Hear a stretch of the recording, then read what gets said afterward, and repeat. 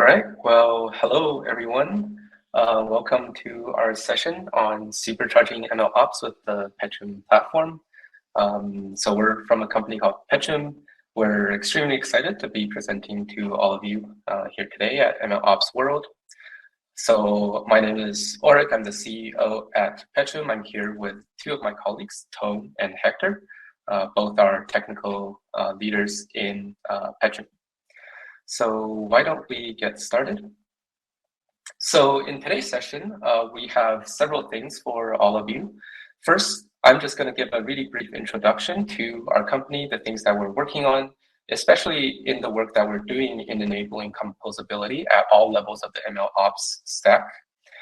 Then Hector will walk you guys through a practical workshop on composing a pipeline for machine translation using some of the open source tools that we've developed over the years. And third, we'll show a video of some of the in-progress work that we're doing in our next generation platform for MLOps that has yet to be released, but we're excited to be sharing with everyone here today. All right, so with that, let's get started. So first of all, Petuum is a company that was founded out of a team at Carnegie Mellon University. We were doing a lot of research in machine learning and deep learning systems, such as for distributed training and inference. And in the couple of years that we've been around, we worked on several different AI solutions for a spectrum of different clients, ranging from manufacturing, logistics, healthcare, and the education sectors. And more recently, we've started to build what we're calling a composable platform for supporting MLOps for all of these different use cases, drawing upon many of the lessons that we learned from each of these different engagements in the past. And it's some of what we've been working on in this MLOps space that we want to talk to you about today. So let's get into it. So first of all, one of the most notable trends in AI machine learning is that applications are becoming more and more diverse and more complex. So for example, at Petuum, we once built a question answering system that by today's standards would be considered relatively simple. And even this application, and if we only consider the core AI logic in this question answering system, it already exhibits a high degree of complexity across several different steps and sub-steps of processing. For example, processing the inputs from the user, finding relevant passages from a large corpus of text according to that input, ranking the passages on their relevance, aggregating the answers from those passages, and then finally applying post-processing steps such as style transfer and bias reduction before returning the answer to the user. And when we are finally ready to enter the MLOps stage of continuously maintaining, monitoring, and improving the application in production, we're finding that this piece of core AI logic is actually just a very thin slice of the overall operational lifecycle of what we need to maintain. And so we find ourselves bringing in more and more new tools and frameworks in order to support bits and pieces of our MLOps needs, such as data annotation, model retraining, model evaluation, and deployment and monitoring. And in the end, we end up with many different moving parts at multiple layers of our stack. And all of these different parts need to work seamlessly from end to end in order to ensure a successful outcome for our application. And at the same time, there's an increasingly proliferous and fragmented ecosystem of tools supporting AI and machine learning. So many of you might have seen this chart that outlines all of the tools in, or just a fraction of the tools in this ecosystem. And even this slice of the ecosystem already has hundreds of different tools, each supporting a different part of the AI application's needs, from data annotation to modeling techniques and algorithms to the systems for deployment and monitoring.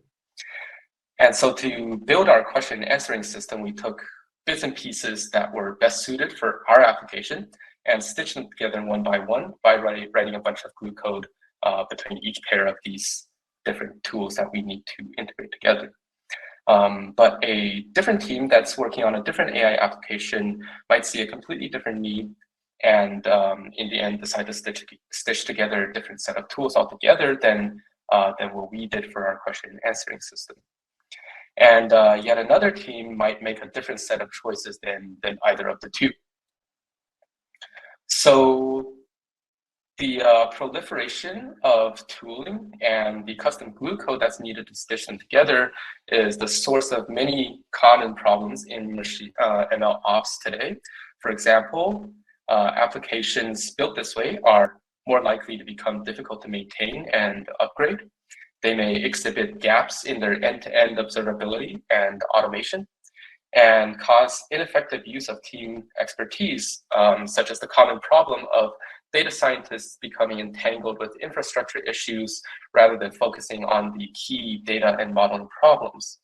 And as a result, it becomes difficult to scale these applications when its number of end users increases, whereas the size of the team building it and maintaining it grows. And on the other hand, we believe that MLOps will eventually be a highly composable, automatic, and scalable practice, which will be enabled by flexible composition and standardized interfaces. So in the MLOps tomorrow will be easily upgraded by swapping in and out different reusable components, able to be observed and monitored at a glance from end to end, achieve comprehensive automation while still gracefully enabling the really impactful parts in the process that really requires humans in the loop where it really matters, and provide a general framework for collaboration that lets members of the team specialize within their expertise within these well-defined boundaries.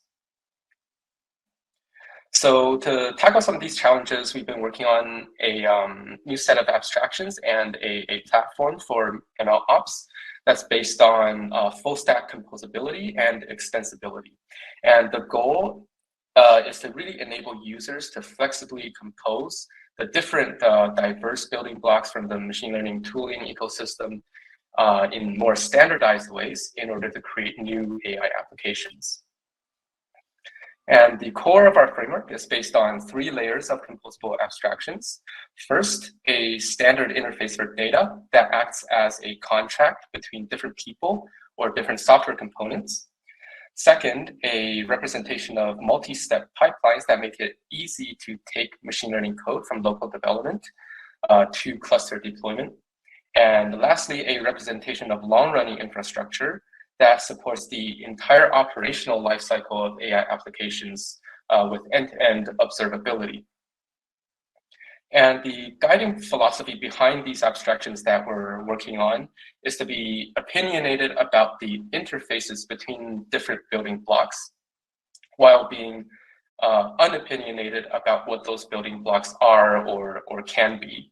And doing this enables extensible support for different data types and attributes, different code dependencies, and different long-running infrastructure services. It also promotes a clean separation of concerns, enabling team members to specialize within their roles and specific execution systems to optimize different parts of the end-to-end application. For example, we've been working on such an execution system called AdaptDL, which we have plugged into our extensible platform in order to accelerate deep learning training for one of our major clients. And maybe let's dig in a little bit deeper into each of these 3 layers. First, data is often the object of interchange between many steps of an end-to-end machine learning pipeline. Each of those steps might be implemented using different libraries that accept a slightly different data format. And when there is no single standard data format, we're encouraged to write custom glue code between every pair of steps that need to pass data to each other, which couples each step in the pipeline to the end-to-end task and really limits the reusability of each piece of code in the pipeline. And on the other hand, using a standard data format decouples each step of the pipeline from each other, making it easier to reuse each step in different pipelines or to recompose steps within the same pipeline. A second problem that arises is friction when collaborating within a team. As we saw earlier, modern AI applications can be composed of many different steps and sub-steps, which are often implemented by different members of a team in order to scale out the development of this application. But collaborating efficiently in this way requires the two people to agree on a common data format that acts like a contract between them and their pieces of code. So for example, if one person is working on the query processing part of our question answering system, and another person is using those processed queries to search for relevant passages within a text corpus, then they need to agree on what the processed query should look like. So one can produce that query and the other can consume that query. And although there are existing solutions for data contracts that work well for structured data, we found that it's actually missing from the unstructured data world. And we've been working on a solution here called the data pack, which is a standard format for expressing the markups, annotations, and attributes on raw data. For example, the annotated spans of text in an unstructured text document, or the bounding boxes for the objects in an image. And all of these different attributes are classified according to a hierarchical ontology of customizable types. For example, at Petuum, we also worked on a medical note highlighting application, which used a ontology consisting of a span that refers to any span of text in a document, a entity mention, which is a more specific instance of that span, which refers to any named entity in that text, and a further medical entity mention, which is a domain-specific instance of entity mention, which refers to a medically relevant entity in a doctor's note. So this is just one example of how we used our data pack and ontology system to simplify and organize the data for our medical note highlighting application. And code that operates on a specific attribute on this ontology can operate on all of its descendants, which really promotes the modularity and reusability of code. And lastly, this ontology can be written in a file that is shared with the entire team, which acts as a data contract that fosters more effective collaboration. And later in this presentation, after my few sections of introductory slides are done, we're going to have a more hands-on tutorial on creating our own machine translation application using some of these concepts on this slide, right? The data pack and the ontology concepts. So definitely stay tuned for that. And with that, I'll hope to wrap up these set of slides quickly. So next, maybe let's talk a little bit about pipelines. One of the biggest challenges with machine learning pipelines is that their execution requirements can be extremely diverse. For example, an inference pipeline might be deployed as a network of long-running HTTP services that need to handle user queries in near real time, while a training or evaluation pipeline might need to be run periodically or on demand and need to support large-scale batch processing and distributed training. However, they often share a large subset of the same code and the same logic. And a problem that we see repeatedly come up is that to support these different execution objectives, this common logic and this common code gets rewritten again and again for each different execution setting that we want to run it on. And doing this not only adds additional work, but also introduces risks that jeopardize the reproducibility between different execution settings.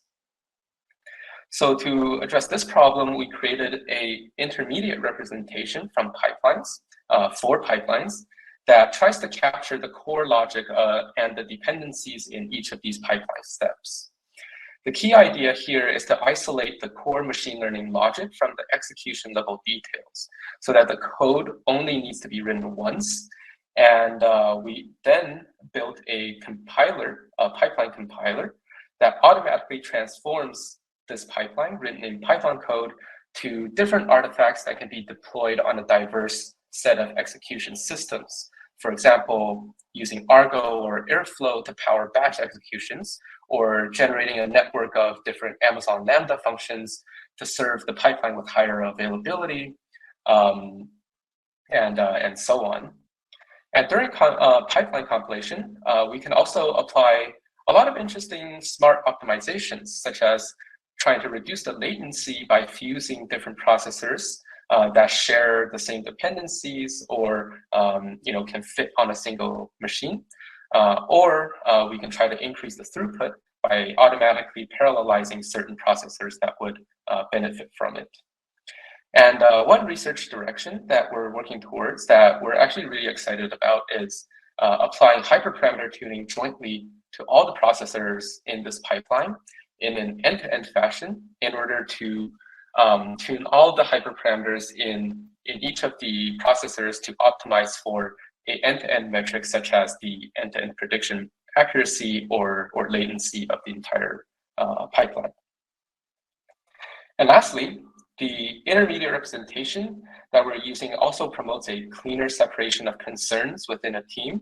So, for example, a data scientist can now develop and test a pipeline using their favorite tools on a local workstation or cluster, while an MLOps engineer can take this automatically generated artifacts for these different backend systems and configure them for different deployment scenarios, right? Okay, and finally, one of the other things that we're working on is also building a new composable abstraction for infrastructure, which allows users to easily compose long-running services that support the entire operational lifecycle of AI applications. So, for example, here's a very simple lifecycle that might have 3 different steps: serving an inference pipeline to end users, collecting unlabeled data to be labeled, retraining the models on the updated data, and then deploying the new models out to be served again. And our abstraction represents this entire infrastructure and lifecycle as a graph consisting of components and flows. Components are long-running systems and services, while flows are the intermediate storage that's used by these different components to interface with one another. And the flows are standardized and automatically provisioned by our platform. Some examples include endpoints for pub/sub messages, volumes for access to shared files and directories, or versioned artifact repositories to track models in between different lifecycle steps. And each component can also have inputs and output flows, and can also expose their own user interfaces in order to gracefully support human-in-the-loop interactions, such as graphical interfaces for people to label incoming data. And components are also highly extensible, meaning that we can incorporate almost any custom or third-party tools into our lifecycle. For example, stitching together a TensorBoard component without really much changes to the code of TensorBoard really at all, in order to incorporate it into our lifecycle to monitor the training progress during the training step. These components are also highly extensible, meaning that we can incorporate almost any custom or third-party tools into the lifecycle, right?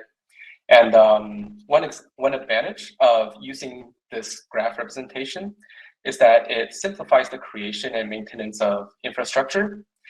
We can compose the entire graph using a graphical interface, or edit or version it using a configuration-based format. And the resulting graph can then be deployed on any Kubernetes cluster, whether it be running on AWS, Google Cloud, or on-premises. And it also enables at-a-glance observability of the entire application lifecycle, the end-to-end manageability of the application, configurability, and upgradability.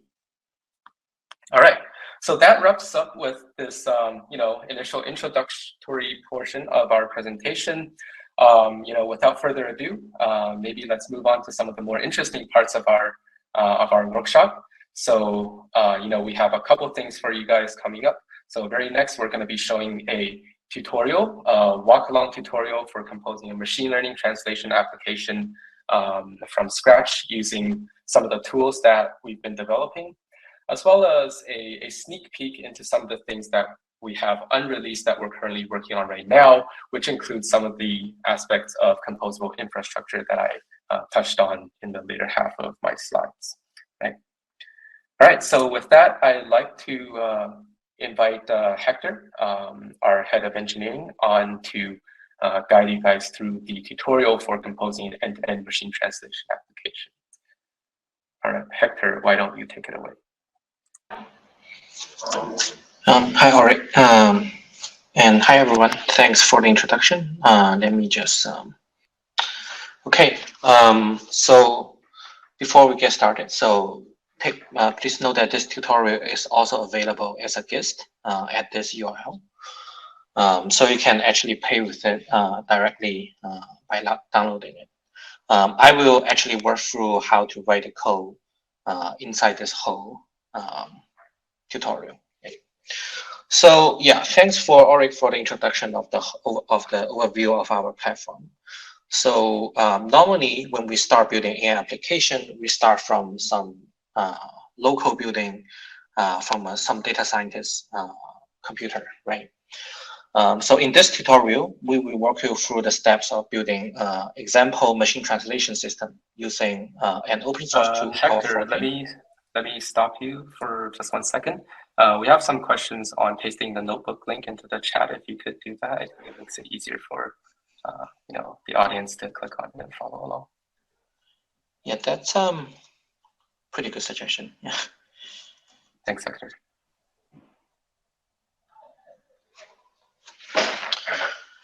Okay, so yeah, once you get on board, you can actually play with it yourself. But I will slowly work through the steps.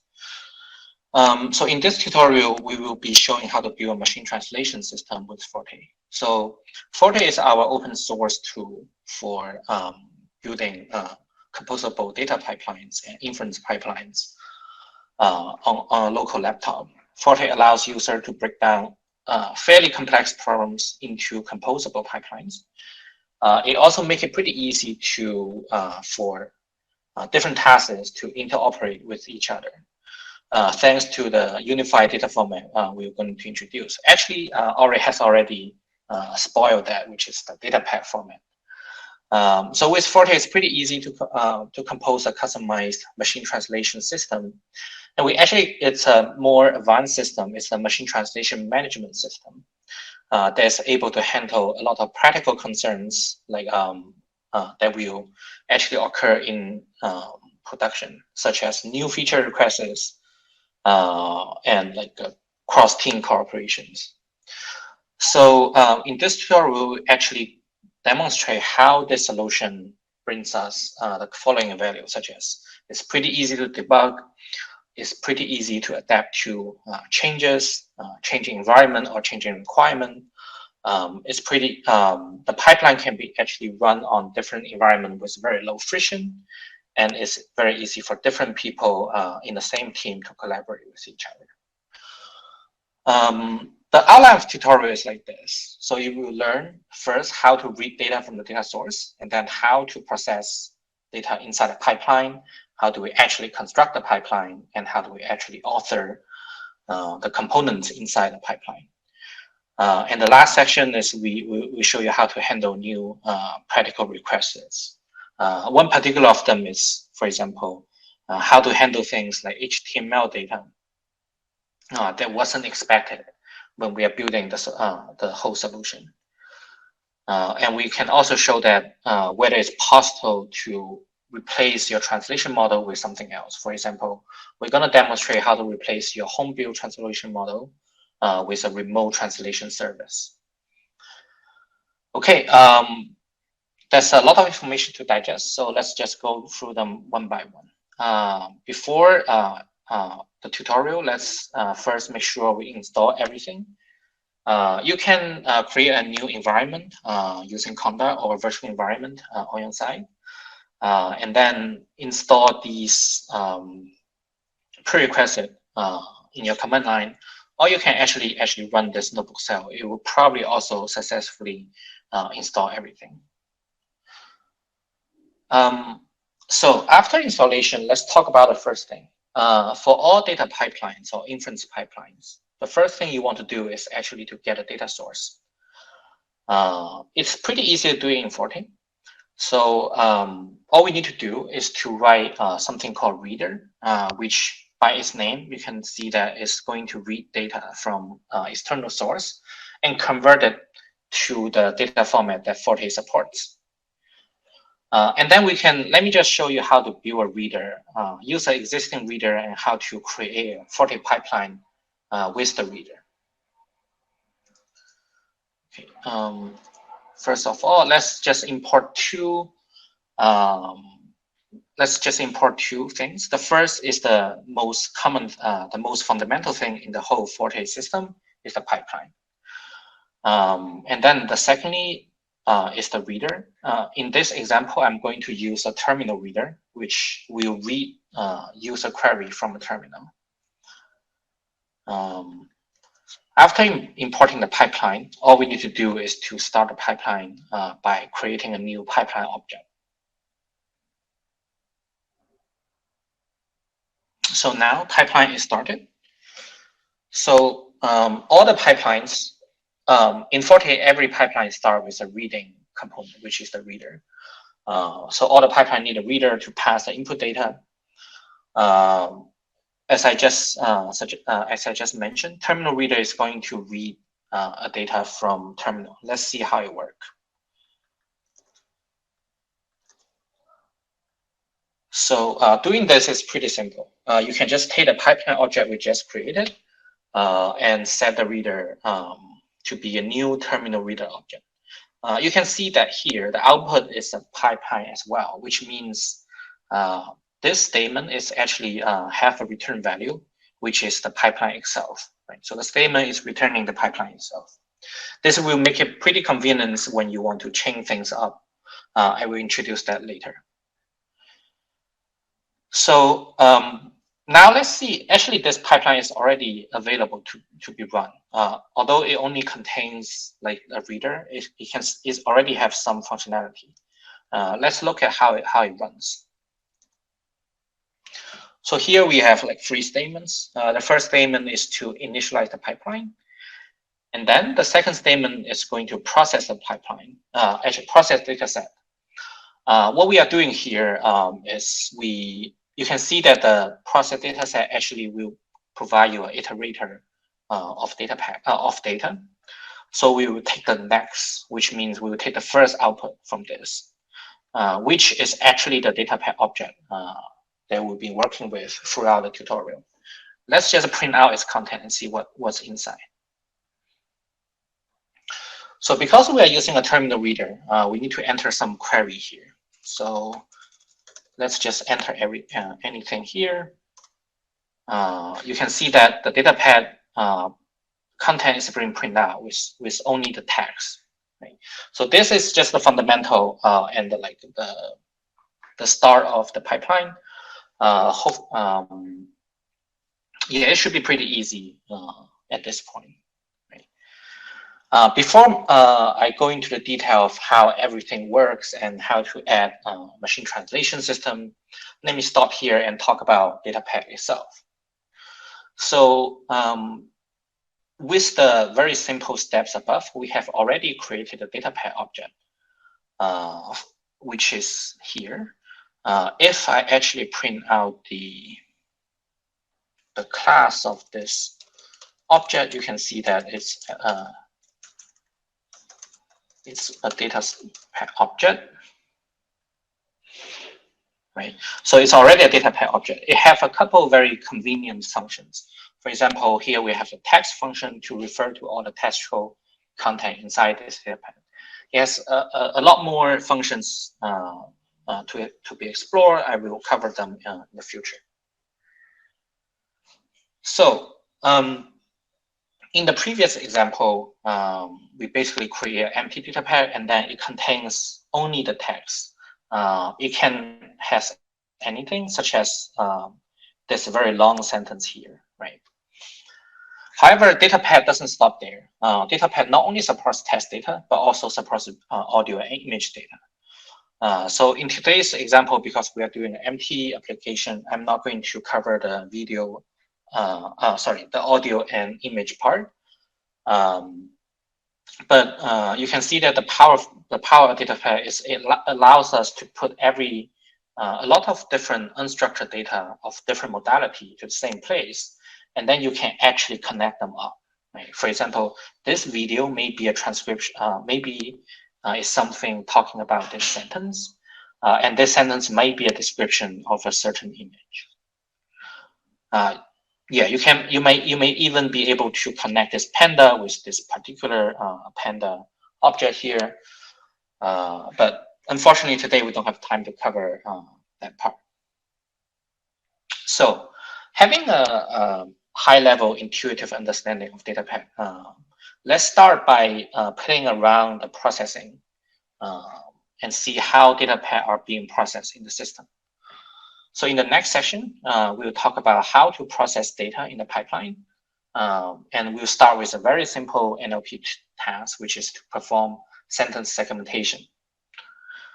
So in this session, you'll be learning another core concept in Forte pipeline, which is a processor.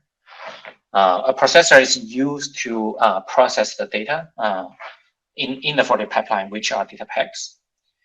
And then we also show you how to add an existing processor to the pipeline. It should be really, really simple. Actually, the code is already here. So all we need to do is to import some already created processors, and then we just add them to the pipeline. So don't worry that we will introduce how to write a new processor later. Right now, let's just use one of the example processor we provided. So now this is done. Remember that we're using the same pipeline object all the time. So this is the pipeline object that being initialized, and we also add a reader to it. That's why we can directly add a processor after it. So if we now run the pipeline, this simple sentence segmenter processor will split the input sentences and store them back to the data pack. It will conceptually look like the following image. Given the original text, it feels like it was highlighting the sentences into segments.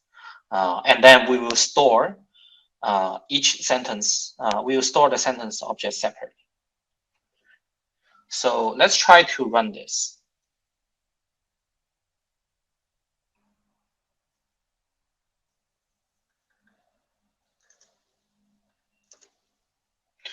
So here, the first thing we need to do is we will take the sentence object. I will introduce how to create your own object later, but right now let's use some existing object that Forte provides. Some of the base objects are sentence and word and paragraph and so on, right? So let's import this sentence object and then initialize it. We do the same operation just like before. We'll process the data. We'll process a user query, take the first one, and then try to get all the sentence that it contains. So right now we need to input something. Let me just try to copy the sentence above.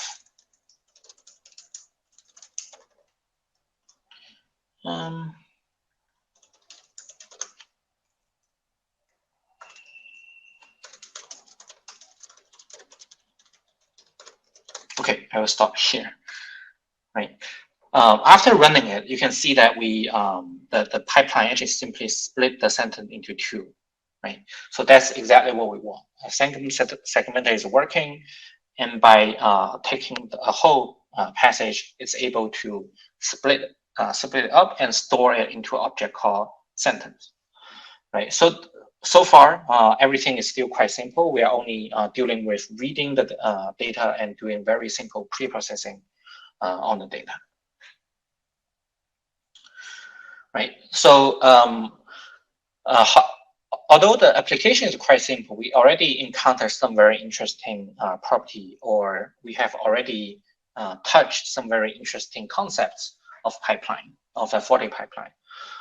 For example, what are these sentence objects? How can we get them by running this? What does this get function is actually doing, right? So I'm going to briefly talk about that in the next section. So a sentence is a predefined type inside the Forte system, which is used by the NLTK sentence segmenter. That's why after running the processor, we have this information stored. So Forte is actually built based on what we call ontology system. Ontology basically specify relations of objects in the world, right? So in this particular example, in the NLP space, an ontology defines the relation of NLP concepts, right? So in the above example, we use this sentence ontology definition, which inherits something called annotation, and something else can also inherit this annotation type. For example, an article can inherit the annotation type, right? So what is annotation? So annotation in our case is pretty simple. It's an object with a start and an end, right? So given the piece of text, if you have a start and an end, you are able to annotate, or in other words, you can imagine you're using a marker to highlight a piece of text. So all annotations are specifying a span of text inside the data pack, right? So that's the meaning of annotation. So that's why we inherit sentence under annotation, right? You can also see that article, which used to represent the whole article, can also inherit annotation. So here are two examples of existing ontology provided. It's also possible that someone create their own ontology, right? So let me actually show you what an ontology definition looks like. So this is the article annotation we just want to use here, right? It's basically just a data class which inherits the annotation. You can see that in order to construct the article, there are there are actually three required fields to be filled in. The first one is a data pack object, right? The object reference that contains it. The second and the third one are the span information just talk about, the begin and the end. So this finished the definition of the article. However, you can also add any arbitrary attribute to this. For example, because we are going to do an empty machine translation pipeline, I'm going to store this language attribute inside this article object, right? So this is a new definition of an ontology. Now let's just work with this new ontology we created, right? So in order to save some time, I'm not going to use the terminal reader anymore because that requires me to type things. I'm just going to use the data pack itself. Right. So let's take a data pack and let's take some sentence. Here, you can see the data pack can be actually used outside of the Forte pipeline. The interface of data pack is very simple, right? First of all, you only need to set the text of data pack. Here, actually, well, I'm doing a little bit repetitive here. I'm setting the text over and over again, but you can set the whole text outside at once, right? So let's just keep doing this, right? So we iterate through this list, make sure the text is set, and then we add an entry called sentence. So this is how we create annotation inside data pack, is to create a new object. with the beginning and end of the object, right? And then you just add it to the data pack. Now, we just created a new type called the article. Let's just try out how article work, right? So you can also do this, right? You can create an article with the same format, right? Because it's also annotation. You just provide the begin and the end. Because we want to annotate the whole piece, the end is actually equal to the length of the text. And then we can set its language. Because we know that it's English, let's set the English language to English, right? We can add this entry to the data pack now, right? So let's try to print it out and see how things work together. So here is a little bit of a data pack magic happening. First of all, we can get an object. We can get all the article object inside data pack by using this get function. Additionally, we can also get all the sentence inside one article using another get function. So how do data pack knows like these a sentence belongs to the article is because we have all the beginning and end information, and we use some clever index to make this happen. Right, let's see how this runs, right? So you can see that after running, we store the whole article inside here. We show the language to be en. Let me actually print something more to make this a little bit obvious. Right, so you can see that each sentence is printed out separately. Right, so given the article, which is in English, we print out the 3 sentences.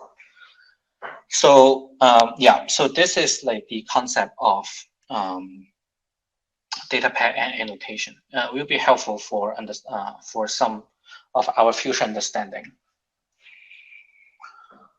So in the previous example, we have the like this ontology structure, right? Sentence and article are both inheriting annotation. And then inside article, we added some new attribute, for example, the language. However, Forte's whole ontology is much bigger and more complex. What we just seen is just a small piece of it. The root of the ontology is called entry, which is just the root of all types.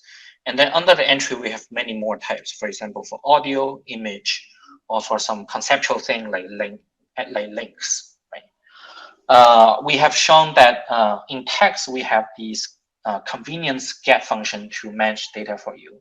We have similar convenient functions in all the other modalities as well. Yeah, so I'm not going to go through all the detail of these annotation types. Let's get started with creating a machine translation processor. So in the next section, we are going to start using a pre-trained model from I think from Hugging Face to translate some text. In this section, we'll briefly talk about like what machine translation is and how it works, very briefly, and then we'll see how to actually wrap an actual machine translation model as a Forte processor. So machine translation basically is a task that you convert sequence text from one source language to another language. Right? In this tutorial, we're using the Hugging Face transformer model, which is like pre-built, which convert like the concept of this model. It consists of several steps, right? So first, I will take a source language and do the subword tokenization, break it down into subwords. And then it will be mapped to embedding space, and we'll go through what we call the transformer architecture. The transformer architecture will be responsible for mapping the input token IDs to the token ID of the target language. For example, in German, in this picture, right? In Forte, we want to wrap this process in one of the processor, right?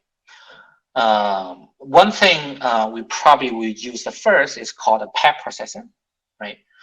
So PEP processor, as the name suggested, is to is to do processing on a single data pack. So let's see how a machine translation process actually looks like. This particular machine translation processor we have in the example inherit the pack processor and implement the core functions needed. The first function is initialization. During the initialization step, the processor will start loading the models and other heavy prerequisite computation before the system actually runs. So you can consider basically you can do all the initialization step in this function. Another function at the end is the configuration, right? So you can it will define the configuration that this processor can take. The configuration will be finally passed to the initialization function. You can via this parameter, right? And then the core about this process is mainly reside in this process function. So for all pack processors, the process function is the same signature, which it will take one argument, the input data pack. And inside the input data pack, you are now free. You have the freedom to do everything you want with the processor. So in this case, let me go walk you through what we are doing here. First of all, we take all the sentence from the input pack, just as we shown above, right? And then we tokenize these sentences, right? So the tokenizer is we use an external library from Hugging Face. You can see that tokenizer is created during the initialization step using the T5 tokenizer, right? And then with the input, all we need to do, since we have a model ready, is like to run through the sequence through the model and to get the output. And then once we get back the output, we decode it back using the tokenizer to get the actual text of the output, which is this last step, the decoding step, right? So all the heavy lifting are actually done by the models. However, fortunately now will come into play to help you store all the data, right? So you can see that in order to distinguish the source text and the target text, one way to do it is we can create two article objects, right? So the first article object covers the span of the input text, and the second article object covers the span of the output text.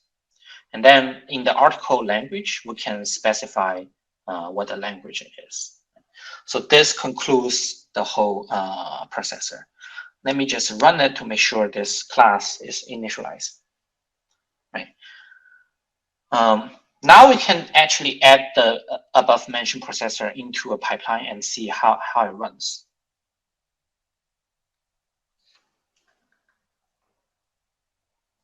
So again, I will not use the terminal reader anymore because I don't want to type the whole sentences again.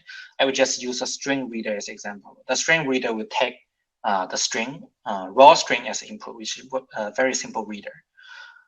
So you can see that we create an input string by joining the sentences we defined above, about right here, right? We define the sentence above, and we join the sentence together into an input string. Now we create a pipeline, right? Just like before, we first set the reader to be a string reader, and then we add the sentence segmenter, and we also add the machine translation processor we just created. Now we can see how it actually runs. So we initialize the pipeline. Don't forget to initialize the pipeline. We always need to do so. During this initialization stage, it will actually call the initialization of every processor under it to make sure the models are loaded, right? So that's why we need to run the initializer stage, and then we can process the data set. And then here we provide an input string here, right? Let's see how it goes. Okay, it's much faster than I expected, right? So after the input string, which is purely English, here after translation, you can see that we have two article objects here. The first article is English. The second article is the German text. So let's just revisit the ontology ideas we just have, because now we have much more complex information inside the data pack, right? So just like before, a data pack always have the text part, which now contains both the, after processing, contains both the English one and the German one. It contains more annotations. Besides the sentence segmentation we just have, we also have the article. The two articles we just created. The first article is English, so it has attribute as EN, and its span is from 0 to 210. And the second article is German, that covered the rest of the part, right? So that's how the data pack looks like after the new process. So I actually have a question before, like, why are you storing all the source and text in the same data pack? We don't have to, actually. We actually have a solution which is slightly better for machine translation application, which is called the multi-pack. So it's a better way to store the source and target text separately. Basically, multi-pack is a method for you to store multiple data objects, and you can actually do it on the fly. In this section, we'll talk about what is multi-pack and how to use it and why we really need it, right? So first of all, multi-pack suggests another wrap around the data pack. So the simplest multi-pack is a multi-pack with one single data pack inside, right? So this can be created by using a tool called multi-pack boxer, right? So the boxing part actually will create a kind of a box around the data pack, right? So that's what we do. You can, when we are running a multi-pack boxer, you can actually provide additional information such as, do you want to name the data pack, right? For example, I can name this data pack as source or something like that, right? So let's see how this multi-pack boxer will be useful. Actually, let's show. Yeah, let's see how this multi-pack boxer is useful after we created the new processor using this multi-pack concept. Now, for multi-pack, we are doing the same thing. We're going to do the translation again. The only difference is we're going to use a multi-pack processor. You can see that this script is very similar to the one above. Almost everything is the same, except for the process function, where the input pack becomes a multi-pack object instead of a data pack object. And however, this is quite easy because the multi-pack, you can easily get a data pack from the multi-pack object. Now everything becomes quite familiar to you. And you can actually add additional data pack to this multi-pack by calling this add pack function, right? So what we are going to do here in this processor is we get a data pack, we get a source data pack, we translate it, and we create a new data pack for target, and we put the translation result into the target. So I'm not going to go through this part anymore. It's the same. The only thing that's really different is when we create the target text, we are creating inside the target pack, not the source pack anymore. Right? So that's the only difference. Let me run it to make sure this class is initialized, right? So the above mentioned the process is kind of shown in this picture, right? We have a single data multi-pack. We have multi-pack with a single data pack named source, and then we create a new data pack called target here, right? And we do this English to German translation again. Now let's try to run this new pipeline and see how it works.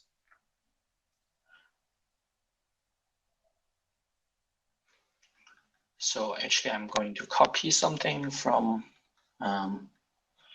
because this piece of code is slightly longer. So here, everything's, most of the stuff is the same.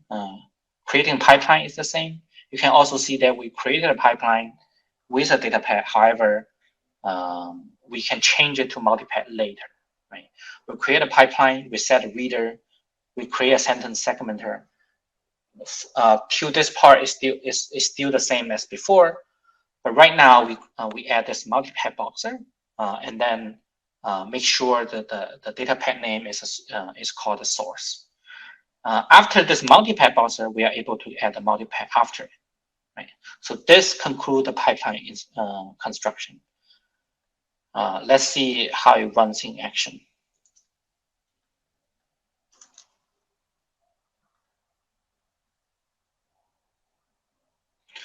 So you can see the output is almost the same, but when we are dealing with the output, we are actually taking the different data path individually and print out stuff individually as well. So the good part of this is we now separate the source and target, which is more convenient in most of the case. Right? Okay, so yeah, so here is how this multipath looks like. You can take a look at after the translation, right? How all these ontology information are stored. Now the source tag only stores the source sentence and source article, and the target path actually stores the target article. Sorry, I made a typo here. It should be target article should be DE German, not EN, right? And the text annotation will be all starts from 0. Kind of makes things easier on both sides. Now we have actually built for the pipeline that can do machine translation, even with the multipath method. But sometimes we have like changing environment and changing requirements. What if today, like your boss tell you, okay, we want to be able to translate HTML data as well. And then not only that we want to translate HTML, we want to be able to recover the same HTML structure back to its original structure after translation. That means given the English article HTML page, you want to create a German HTML page automatically.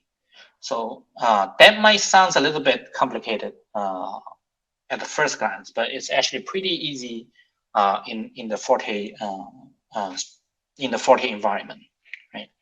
So let's see how to handle this HTML-like data, right? So in this session, you will learn how to build what we call a translation management system, not the machine translation system, but the management part. And how to in this translation management system, we will try to preserve the structure of HTML, and then see how things are going to work. There are a couple more small details there. Now let's just start with an example HTML string. Right, so it's the same string but with some HTML structure. Now let's first look at what we really want to do, right? We really want to preserve the HTML structure. So first of all, during the translation, what we really want to do is like we might want to make sure the source language doesn't contain additional HTML tag, and so that the translation can work. Why I'm saying that? Let me just demonstrate how it actually works if we don't have it, right? So yeah, let me do this. Let's take the original pipeline that we just created.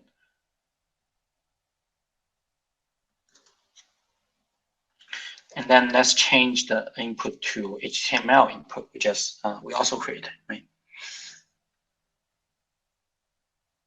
So if we are doing this, right, without like cleaning up the HTML tag beforehand, the source article is of course correct, but the target article will become kind of messy because our model is not trained to handle HTML from the first place, right? So that would be a problem. How do we remove these tags and get them back, right? So first of all, let's try to create this HTML tag remover.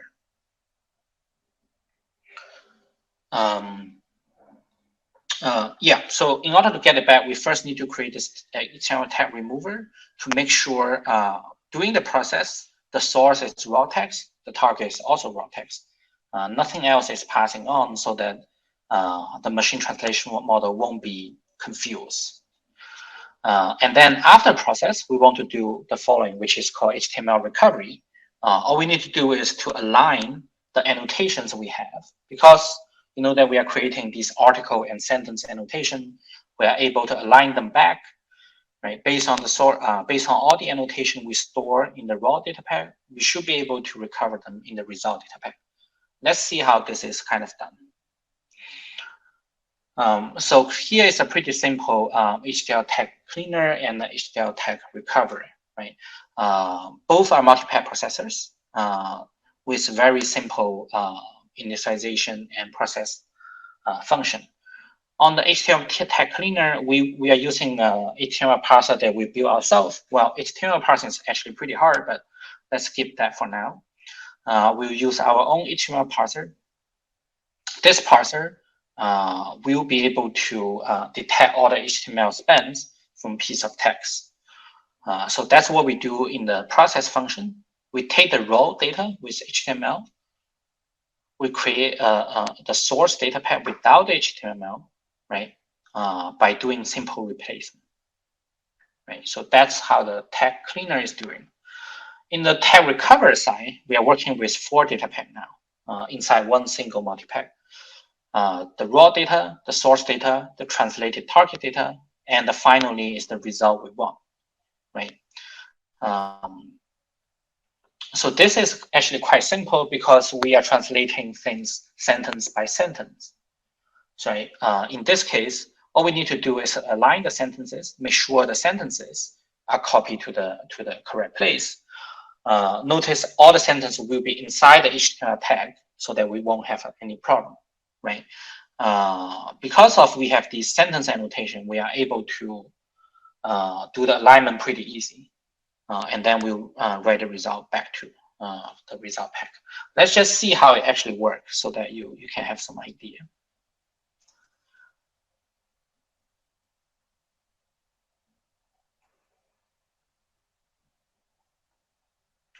So the pipeline with HTML handling, it's almost the same thing, but we start by creating. Here is one thing new, right?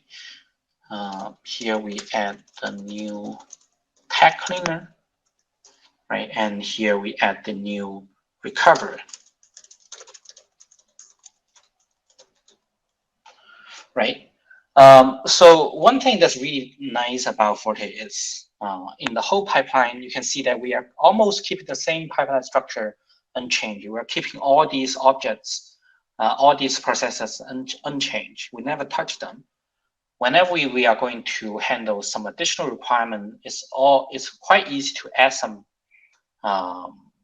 additional processor in between to make the whole thing work together, right? So let's run this and see how it works.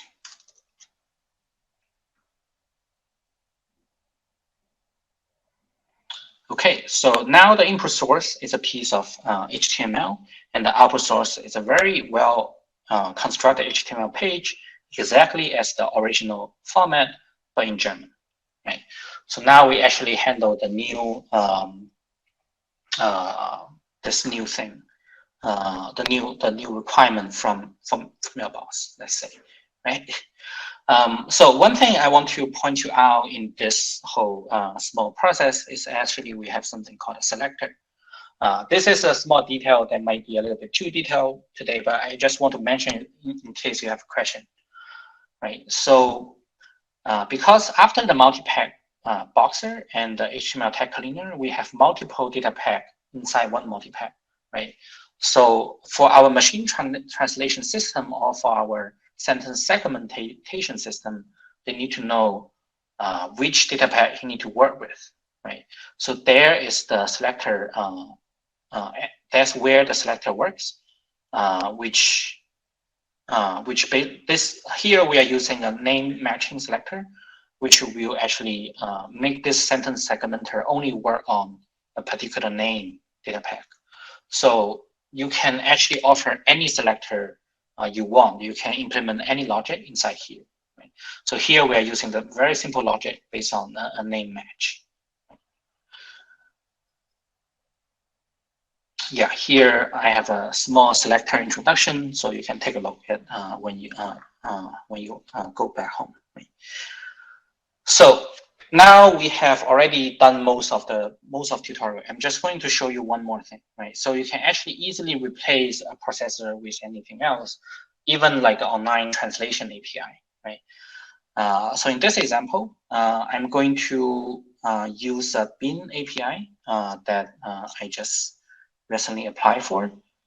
So this example, if you want to follow the rest, you might need to like get a bin API yourself, right? So sorry, I need to stop. Right? Run it again. To enter. Now I get an API key, right? So we can create another processor which is almost the same as before, right? Everything is similar. The only thing is like instead of calling a model to do the translation, we're calling an API to do so. So this part is all about the API, right? Most of the other things are the same, except for we have a lot more configuration for the translation system, right? Let me just create this object, and let's see how this bin API actually works. So again,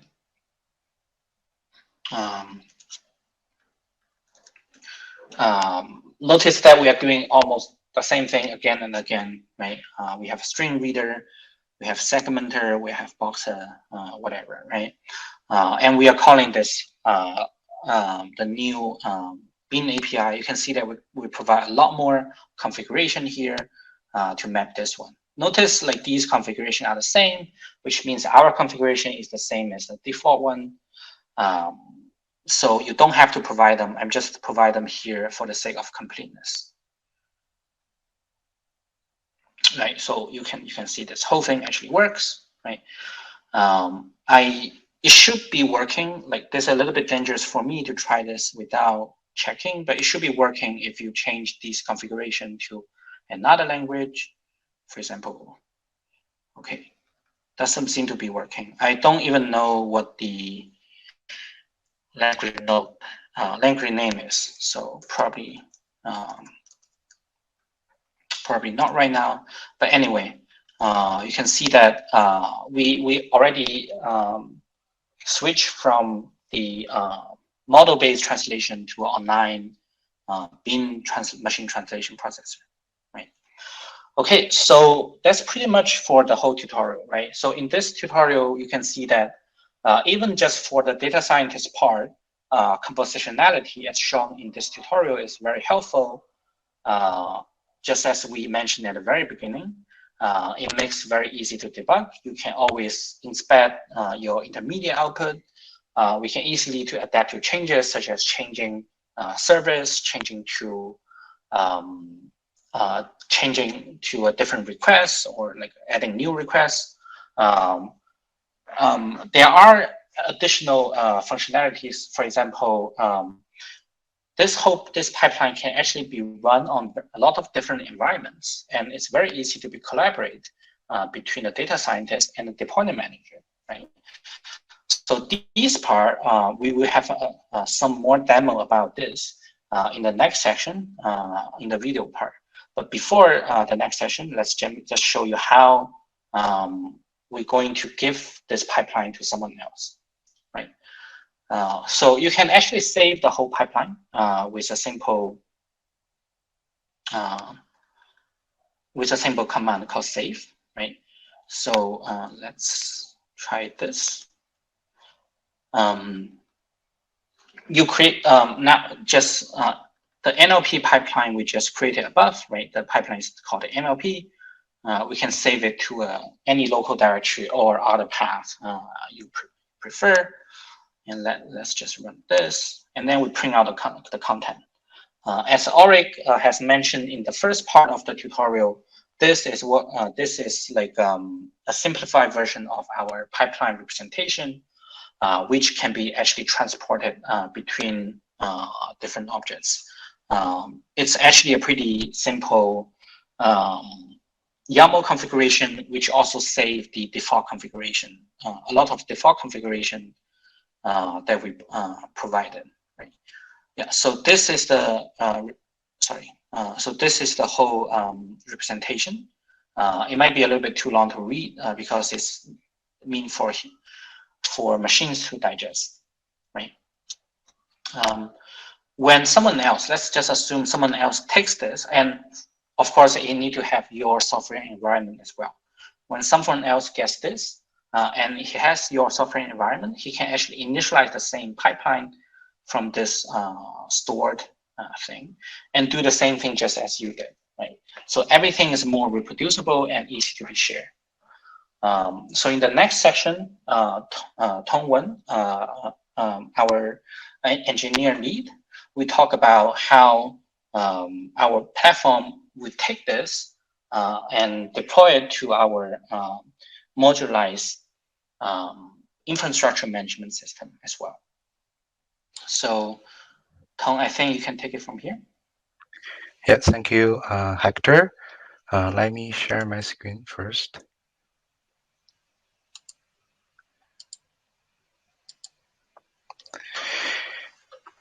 In the previous workshop session, we have learned how to compose an NLP application as a pipeline of NLP tasks through the Forte pipeline interface, where each NLP task is wrapped as a Forte processor.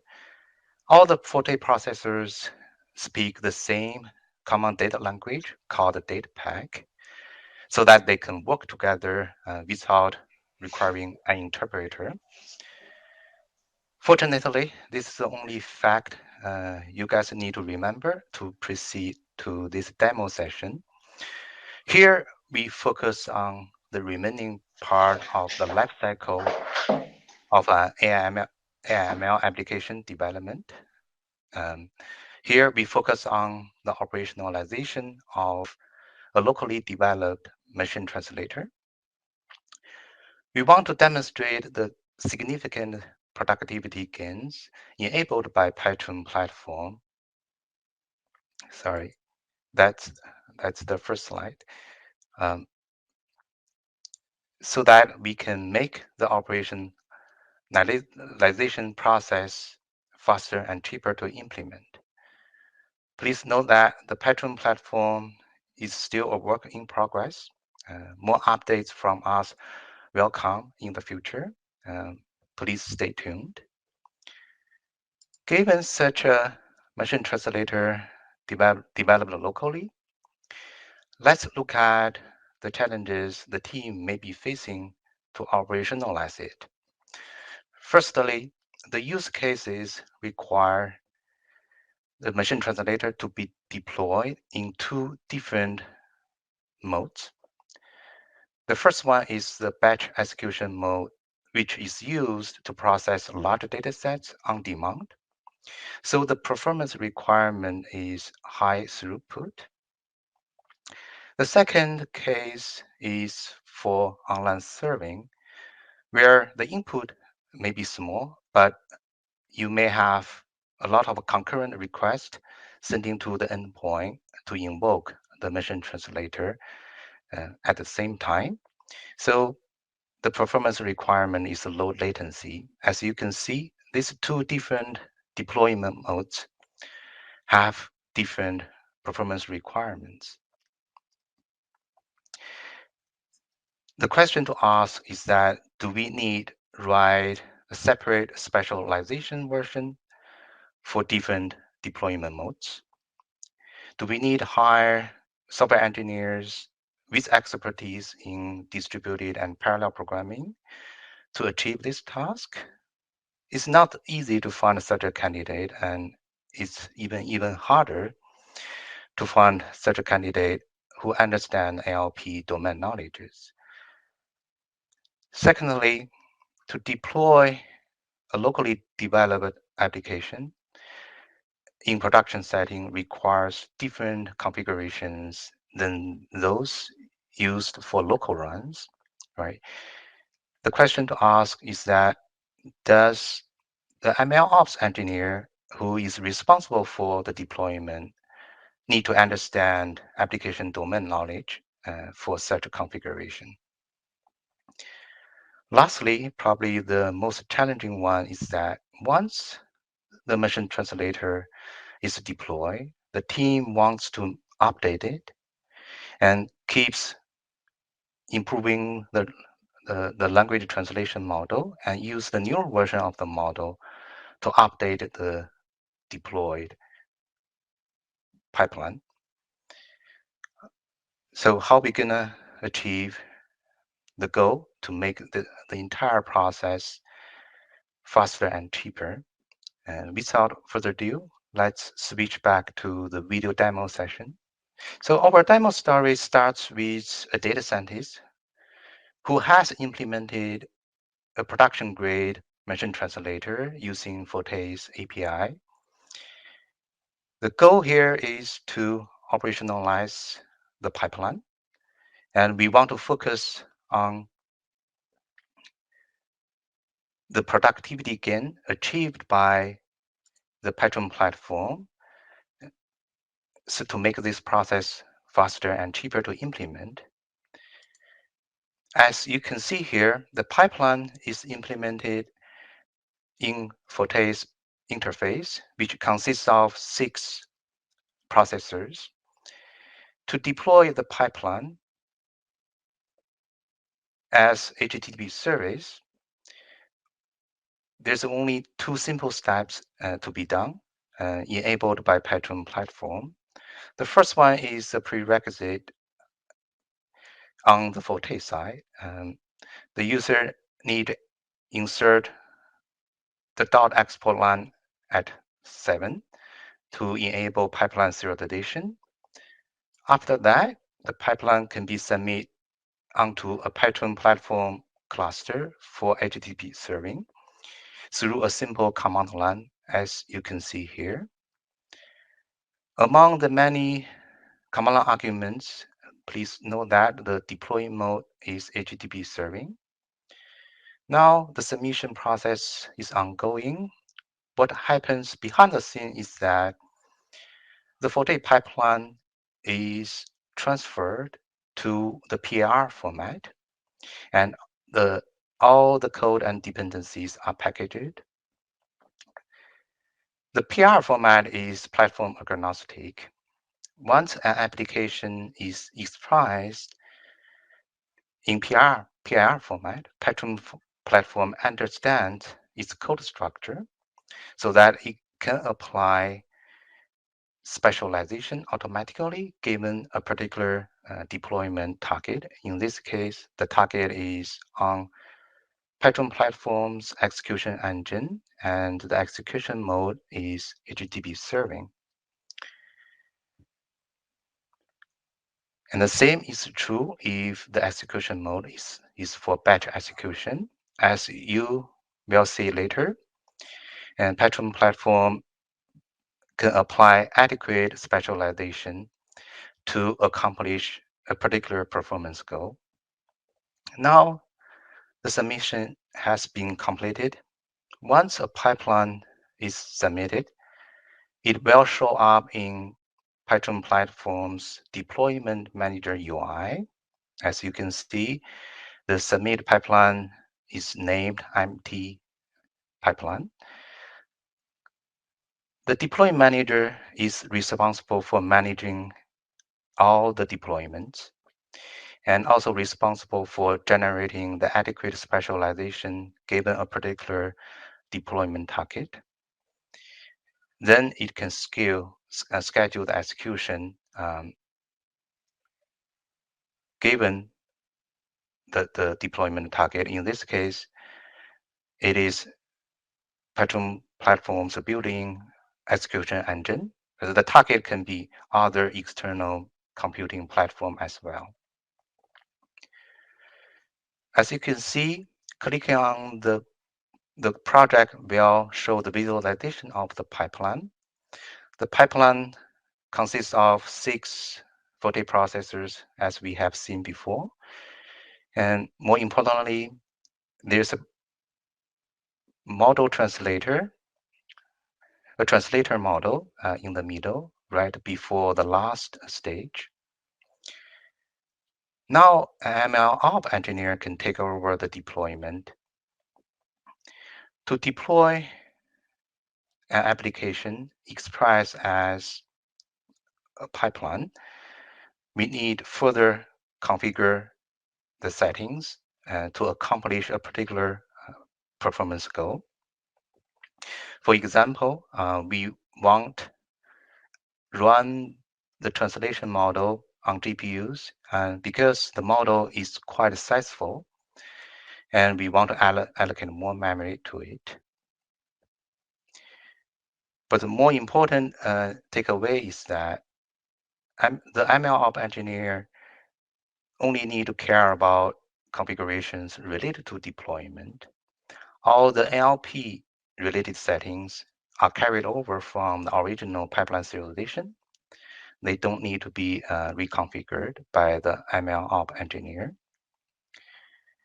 Once the configuration is completed, the pipeline is ready for deployment through a simple click-through experience.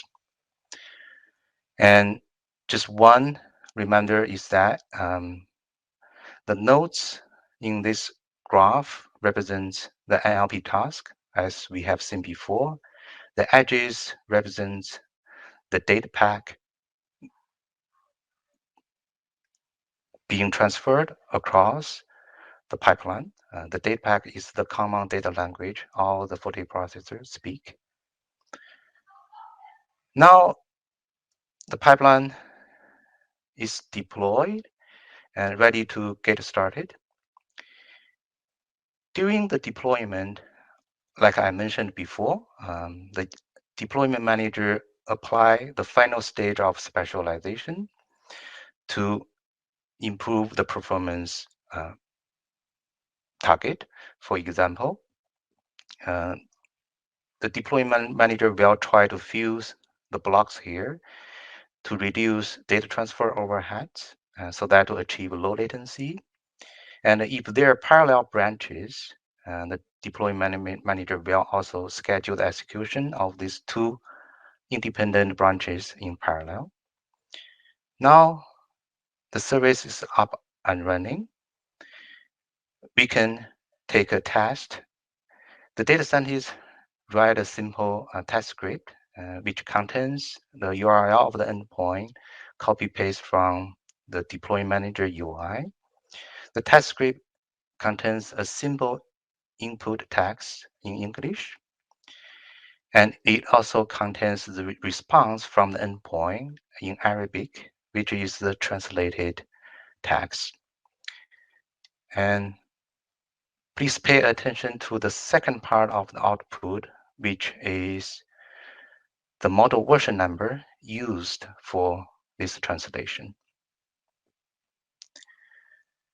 Now we have completed the first stage of operationalization of this machine translator, which is deployed for HTTP serving.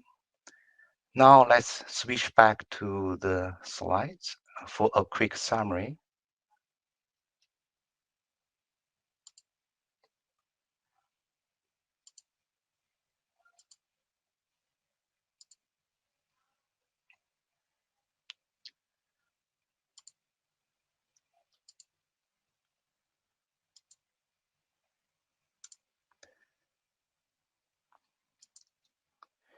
So what we have achieved during this session is that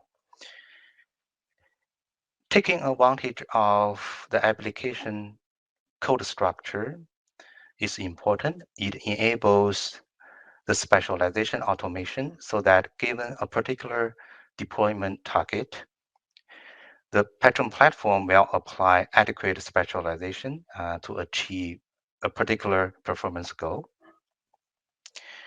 Secondly, if you can recall from the experience of the MLOps engineers who is responsible to configure the pipeline for deployment in production, And she doesn't need to know any NLP or application specific settings. She can only focus on deployment related settings, mainly to increase or allocating adequate computing resource for a compute intensive node, which is the model inference stage of the pipeline. Now the service is up and running. The team wants to maintain the service and keeps improving the model translation by retraining the model and use the retrained model to update the existing deployed pipeline. How we can achieve this goal easier and faster, like what we have done in the previous session. Now let's get back to the second session of the video demo. So at this moment, the machine translator has been deployed as an HTTP service. And the question or the challenge to the team is how to maintain the deployed pipeline and how to update it. And more importantly, how to use a newer version of the model to update the deployed machine translator. And they want to achieve this process automatically instead of manually. To deliver the same pleasant experience as the MLOps engineer experienced during the previous session, we bring composability and reusability down to the infrastructure layer. Petuum platform supports infrastructure as a graph. Firstly, let's take a look at an example how an infrastructure can be expressed as a graph using exactly the same serving infrastructure we just used to deploy the machine translator. In this representation, the graph only has two nodes. The standalone nodes represents the deployment manager system level dependency, and the other one with the edge connecting to a shared folder is an instance of Petuum platform's deployment manager. Now let's see how we can extend this infrastructure easily to support model retraining and service update and its automation. In the next example of implementation, you will see we need add 4 more nodes to the graph. Each node in this graph now represents a reusable and generic infrastructure block, which is long running instead of an NLP task, as we have seen in the previous session.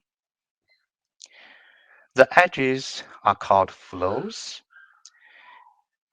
It represents the mechanism to implement data transfer along the entire infrastructure backed by a particular storage system. As you can see in our building block libraries, we support 3 types of storage systems. The first one, file volume, is for shared folder. The second one, poster topic, is for pub and sub and messages. The last one is for version artifact repository. Our observation is that with only a handful generic reusable building components, along with several commonly used storage systems, we can express pretty well the commonly used MLOps usage patterns. Instead of configure the graph taking time,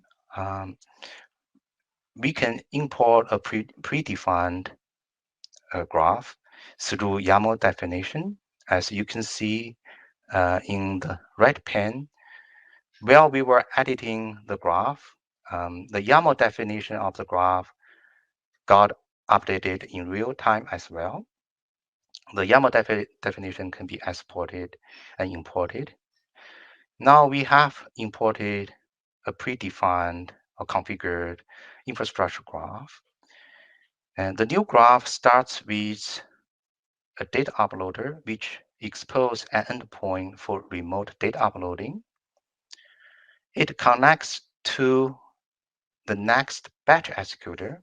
Batch executor can execute any application logic containerized as a Docker image. In this case, the batch executor executes the pre-processing logic, and this batch executor executes the actual retraining logic. We also add a generic service block to the graph. A generic service block can serve any web services. In this case, it hosts a file browser, which is a third-party implementation user can use to inspect the model folder.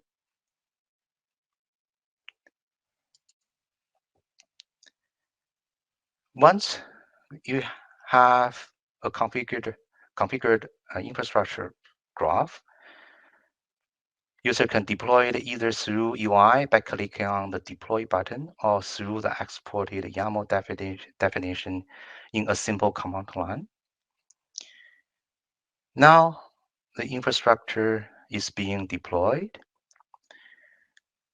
The key benefit of having an infrastructure visualized as a graph is that it provides a natural endpoint for a global view of the distributed computation going on here.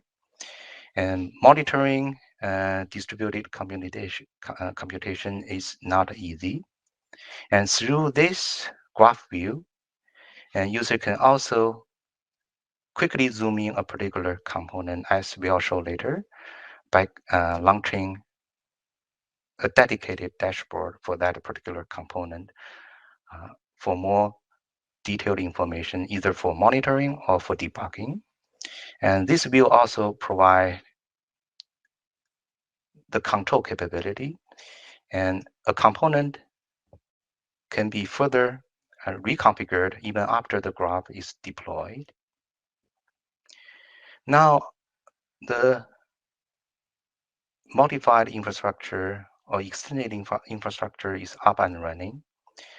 To trigger the model retraining and service updating process, anyone can do it at any time and at any place if there's an internet connection. This is an example to show how to use a curl command to update a new training set to the batch data uploader. Once the batch data uploader received the data, it will write to the shared folder it connects to. This event will trigger the next batch executor, which performs the application logic for pre-processing, and so on and so forth. Once the model retrainer finishes the retraining, it will save the new model into the model folder. This platform deployment manager also connects to get its model from. The new model will trigger the deployed pipeline to reload it into memory. As you can see, clicking on an icon in each block will launch a dashboard for more detailed monitoring. Here, the retraining process is still ongoing. This is the log from the training process. As you might have noticed that In this use case, the training job is not executed in the batch executor itself. It actually get offloaded to Python platform's execution engine enabled by AdaptDL. AdaptDL use algorithmistic approach to accelerate a particular training job. It also optimizes for the overall throughput of your entire training cluster. Our experience show that using Petuum's training engine can speed up this training process by a factor of 3, so that the training time has been reduced from a couple days to within a day. Now the new model is generated. Open the file browser UI, can show the content of the new model folder. Please note that the new model is named 5, which is the version number we use to identify this particular model version. Now, as you can see, rerun the test script will show that the new model version has been loaded into memory and has been used to serve this request. Now, let's end this video demo session. I'll go back to the slides for summary and takeaways. As you can see, right, composability and reusability enables a much faster and cheaper process to enable model retraining, service updating, and the entire process automation. We don't need a dedicated infrastructure team to implement each MLOps process and its automation. As you can also see, the benefit to express the infrastructure as a graph of components enables a global view for monitoring and control. It also enables user to fastly zoom into a particular component for more detailed information, either for monitoring or for debugging. Application logic is isolated. Each generic building blocks, for example, the batch executor, is isolated from application logic by providing a standard, well-known API, which is to containerize application logic in a Docker image, so that the MLOps team can focus on MLOps process and its automation-related logics instead of worrying about domain application logic or infrastructure implementation details. Lastly, the Python platform is armed with algorithms to further reduce computation cost. We have seen the computation or training engine enabled by AdaptDL. We also have algorithms to speed up generic pipeline configuration optimization, which we don't have a chance to demo it today. The key takeaway is that modularity with a standard interface is the magic to enable a much faster and cheaper MLOps or operationalization process implementation. Knowing the application logic code structure is helpful and for automate specializations given a particular deployment target. with a different performance goal.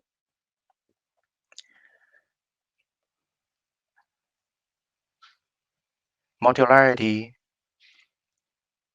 also helps with separation of concerns, so that each team can only work on the problem specific to its domain, which is orthogonal to those of other teams. And lastly, we have technologies to further reduce computation cost, so that we can enable a much faster and cheaper operationalization process. And this is the end of my demo session. I will hand over the presentation to Aurick. Hello, can you guys hear me? Yes, I can. Okay, sorry, my mute button wasn't working for a little while. But yeah, thank you so much, Tong.